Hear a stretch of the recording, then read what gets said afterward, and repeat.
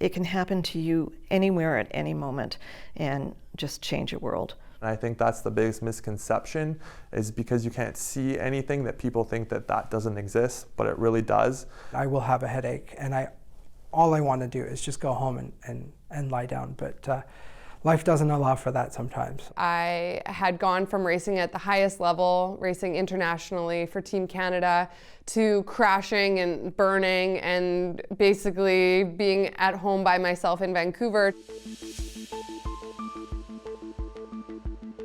So I've had 5 concussions, 4 while playing high-level junior hockey and 1 after retiring from junior hockey.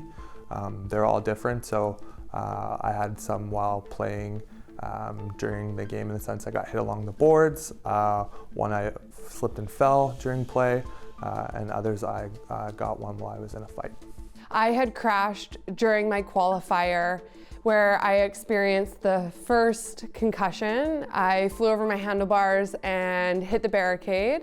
I decided that I would get back on my bike and race in the next race, which was a major mistake because I had already suffered a concussion. I took a corner way too quickly and I pedal striked, which means I hit my pedal on the ground, causing me to once again fly over my handlebars and land straight on my face.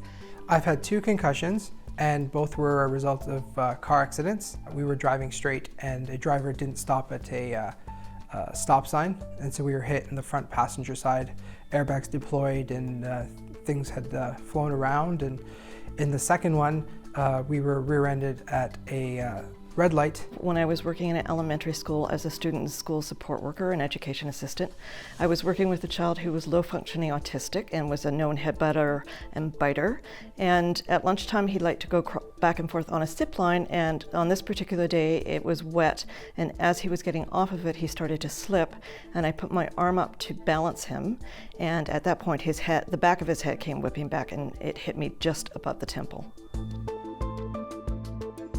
In the beginning, I didn't realize how bad my head was until that the pain of my injury sort of subsided. I was having difficulty recalling short-term memories. I had a hard time sleeping. I had to wear an eye mask and earplugs. I still have to do that to this day because I have an issue with overstimulation. I couldn't walk straight. I was starting to become nauseous. I was losing my balance, and then the world was starting to just zip around in circles around my head. All I remember is looking up at the score clock, and the score clock started spinning. But I played the rest of the game, and my mom came down after the game, and she said, "There's something wrong with you. I can just tell you don't look right." When I'm reading to my daughter, sometimes I mix up words, or I'll flip-flop the letters of 2 different phrases, and I have on occasion forgotten my daughter's name, called her the wrong name, or sometimes I blank out and have to think for a split second, and that's quite sad. I would say it's like having sticky notes thrown at you. Some things stick and some things just fall off. So some things will stick and some things won't. And I just have to make sure I take very detailed notes of things I want to remember, and I have to do it all on paper. I, for some reason, can't function on my phone very well. It's just like the smallest things, like day-to-day things that never used to bother me.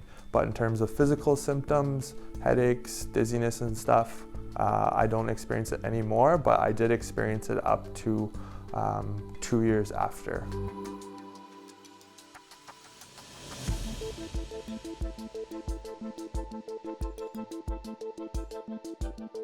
I was paying out of my pocket. I had no benefits. I had really no support from my cycling teams because I had decided to switch disciplines, and I was really on my own.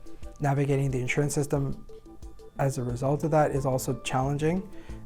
You've got lots of people who are not medical professionals making decisions about you, telling you what to do, and essentially deciding your future.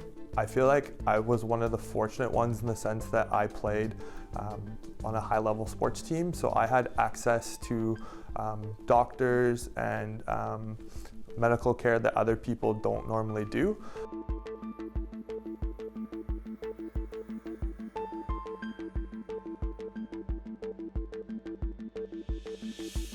I've lost a lot of money, salary, bonus, essentially cash. I've lost a lot of friends. My social life has changed dramatically. There's fatigue all the time. It actually delayed our decision in when we were going to have kids due to fatigue and trying different medications and things. I'm definitely a yes kind of girl. Like, I love to go to concerts, or I love to go out for dinner and be around friends, and I love to work hard. I love to train at a high level, and with my concussion, my limits really reduced. So I had to learn to say no. I had to learn to walk away when I was feeling overwhelmed. My youngest daughter suddenly became my caretaker.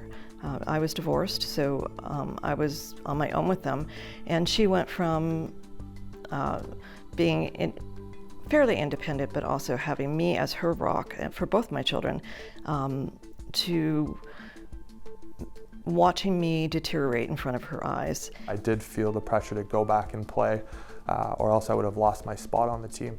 It's almost been a bit of a blessing that I walked away when I did, because I was able to pursue my education and start a career as a registered nurse. And I've almost been a nurse for about 5 years now. And it's led me down a path where I'm starting to do my PhD and study and look at these problems that I face that I know other people are facing. I think I would constantly remind myself, this is a symptom of my concussion. I will get through this. This is not going to last forever. And so I built a lot of mental resilience through that experience. It can feel like you're complaining, it can feel like you're a burden, it can feel like you're inconveniencing people.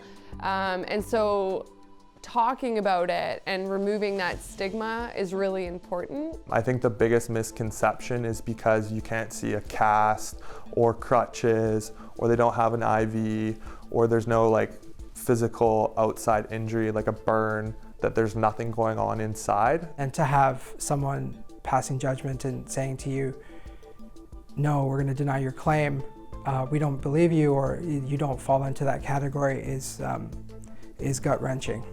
There's so much given in the news about athletes and famous people who have had concussions, but there are so many people who just lead everyday lives like myself, and it impacts your life, and it impacted mine. It stopped it in a heartbeat.